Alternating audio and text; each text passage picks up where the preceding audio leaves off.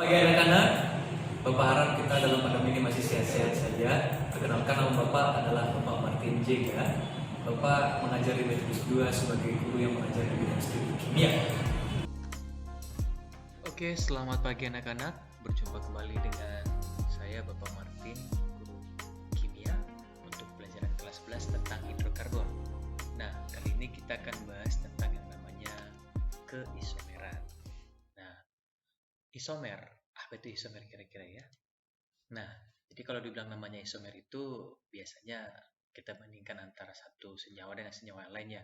Minimal ada dua senyawa yang disusun gitu dia kan. Jadi jika ada senyawa yang mempunyai rumus molekul yang sama, tetapi penyusun strukturnya berbeda, itulah yang disebut namanya isomer. Nah, kata isomer sendiri itu berasal dari bahasa Yunani yaitu dari kata iso yang berarti sama dan meros yang berarti bagian. Maksudnya senyawa ini memiliki bagian yang sama meskipun penyusun atomnya berbeda. Contoh seperti ada di sini saya buat gambar sedikit ilustrasi, ya kan? Misalkan di sini ada AA, B, D, C, C, C adalah satu istilahnya adalah atom-atom yang berbeda yang tersusun menjadi satu, memiliki isomer seperti yang di bawahnya. Nah, jadi istilahnya eh, susunan atomnya atom-atom yang ada itu sama, jumlahnya sama, namun susunannya berbeda. Nah, kurang lebih seperti itulah disebut namanya isomer ya. Oke, kita lanjutkan. Nah, keisomeran hidrokarbon itu biasanya ada dua. Yang pertama disebut namanya isomer struktur, yang kedua disebut namanya isomer stereo atau isomer ruang. Nah, untuk isomer struktur sendiri nanti kita akan bahas tentang yang namanya isomer rantai, ada juga namanya isomer posisi, dan juga ada yang namanya isomer fungsional. Isomer fungsional ini lebih sering disebut sebagai isomer gugus fungsi ya pastinya. Kemudian untuk yang stereo, kita akan jumpai namanya isomer geometris. Dan juga nanti ada namanya isomer optis. Tapi untuk kelas 11, kita tidak usah dulu belajar tentang isomer optis. Ya, itu nanti untuk kelas 12. Oke, kita masuk satu-satu. Ada yang namanya isomer rantai. Nah, isomer rantai, bagaimana dibilang namanya isomer rantai? Dari namanya pasti sudah jelas dong bahwa istilahnya ini membedakannya adalah rantainya, gitu dia ya. Jadi rumus molekulnya sama tapi rantainya berbeda. Biasanya terjadi antara senyawa yang lantai lurus dengan senyawa yang memiliki cabang ataupun cabang dengan cabang yang lebih banyak. Gitu. Misalkan Bapak buatlah butana C4H10 ya. Nah, jadi istilahnya normal butana berarti dia adalah rantai lurusnya. Memiliki isomer, salah satunya adalah isobutana atau 2-metil propana. Kita bisa tengok di sini. Jumlah atom C-nya di sini, baik di senyawa pertama ini ataupun di senyawa kedua ini, itu sama-sama 4. Sedangkan hanya kalau kita hitung sama-sama 10. Tapi mereka adalah senyawa yang berbeda. Nah, berarti kedua senyawa ini disebut namanya isomer. Bagian dari isomer rantai. Nah, begitu dia ya. Pak Arab sudah mengerti untuk isomer rantai. Kita lanjutkan untuk isomer yang kedua. Namanya isomer posisi. Nah, bagaimana dibilang isomer posisi? Kalau tadi rantai itu bentuk dari rantai atau kerangkanya yang berbeda. Nah, pada isomer posisi yang membedakan adalah posisi dari gugus fungsi, di mana posisinya ini bisa dia berupa posisi rangkapnya atau posisi dari cabang. Ingat ya, hanya posisinya yang berbeda. Ya, tergantung itu mau nomor cabang, nomor ikatan atau nomor ya, seperti itulah. Nah, saya kasih contohnya misalkan di sini adalah namanya 2-metil pentana. Gitu dia kan. Berarti metilnya ada di nomor 2. Saya pindahkanlah cabangnya ini ke nomor 3 menjadi 3-metil pentana. Nah, ini adalah dua senyawa yang berbeda. Tapi kedua senyawa ini itu memiliki jumlah C dan hanya yang sama sehingga bisa disebut sebagai isomer posisi. Contoh misalkan untuk yang rangkap ya. Di sini ada rangkap 2, ya kan? Rangkap 2-nya di C nomor 1 gitu. Sedangkan untuk yang 2 butena itu ikatan rangkapnya itu ada di C nomor 2. Berarti mereka posisi rangkapnya itu berbeda. Tetapi mereka tetap memiliki rumus molekul yang sama. Sama-sama C-nya ada 4 dan hanya ada 2, 3, 3, 5. Ya, ada 8 ya. Oke. Sama-sama C4H8. Kurang lebih seperti itu yang namanya isomer posisi. Rumus molekulnya sama, tetapi posisi dari gugus fungsinya berbeda. Lanjut, kita masuk ke isomer fungsional. Nah, kalau bicara tentang fungsional, berarti dia bicara tentang gugus fungsi. Isomer fungsional itu senyawa yang memiliki rumus molekul yang sama, tapi atom-atomnya terhubung dengan cara yang lain sehingga membentuk gugus fungsi yang berbeda. Contohnya di sini Bapak buat ada propuna dan 1,2 propadiena.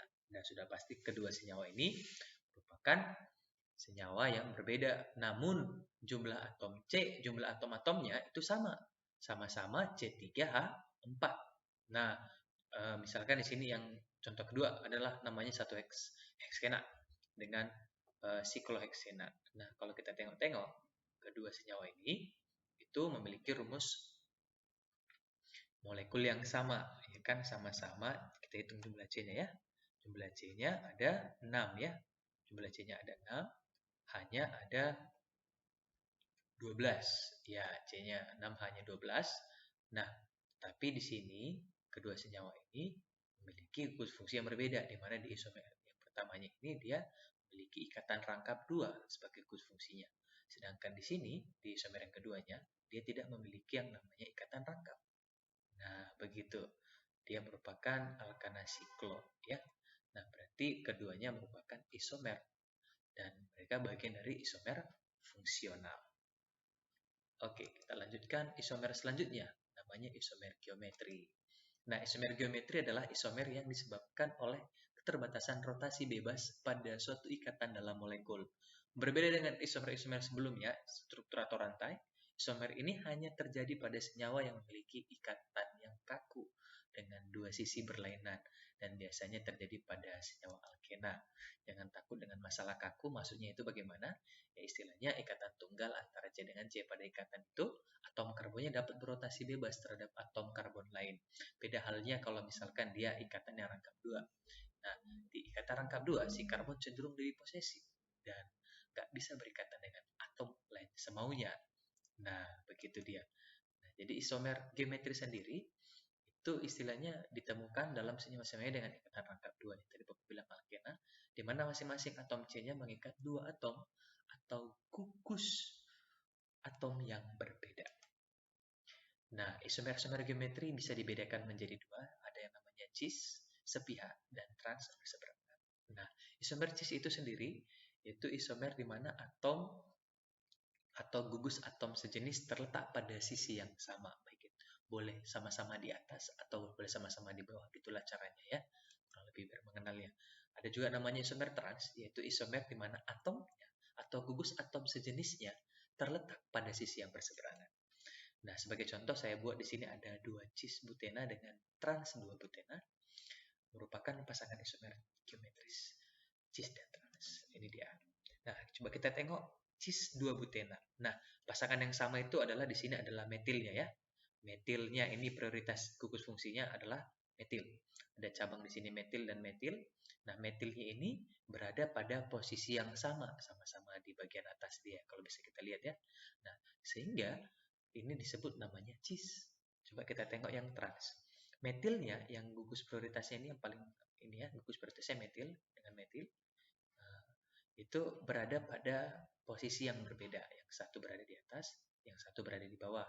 Berarti mereka bisa kita anggap sebagai atom yang posisi letaknya, atom sejenis yang posisi gugus atom yang posisi letaknya itu berseberangan. Nah, maka disebut namanya trans. Oke. Carilah isomer yang mungkin dari heksana C6H14. Maka bagaimana cara menghitungnya? Ya kita cari satu-satu. Yang pertama sekali ya kita buat dulu normal heksana. Kan berarti istilahnya rantai terpanjang ada 6 langsung panjang. Baru kemudian kita putuskan satu rantainya. Nah, kita buat yang putus itu jadi cabang. Nah, seperti ini menjadi 2 metil pentana. Dia ada di C kedua. Kemudian kita pindahkan menjadi isomer posisi lah ini, ya kan? Berarti dia menjadi 3 metil pentana. Jadi untuk yang 3 dengan 2 termasuk isomer posisi. Sedangkan 1 dengan 2 itu merupakan isomer rantai atau isomer kerangka. 1 dengan 3 pun isomer kerangka atau isomer rantai ya. Dan yang keempat, kita pecahkan lagi, ya kan? Pecahkan lagi, maka yang pecahnya itu kita buat jadi cabang yang baru. Gitu dia berarti menjadi 22 di metil butana seperti ini ya. Kemudian tinggal kita pindahkan aja gitu dia kan. pindahkan satu kiri satu kanan, jadilah dia. Kalau tidak bisa dipindahkan lagi, istilahnya kalau kamu pindahkan dia menghasilkan nama yang berbeda, berarti sudah pas isomer. Nah, jadi istilahnya isomer untuk C6A14 itu jumlahnya adalah 5 isomer. Oke, baiklah. Kurang lebih demikian dulu untuk perjumpaan kita hari ini. Terima kasih telah mau mengikuti video-video kita. Salam sehat, selamat belajar, semangat terus. Jangan lupa kerjakan tugas ya. Harap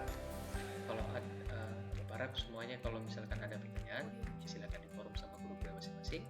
Harap semuanya kita bisa tetap dilindungi oleh Tuhan. Kita masih tetap sehat-sehat untuk berikutnya. Nah, silakan menunggu berikutnya.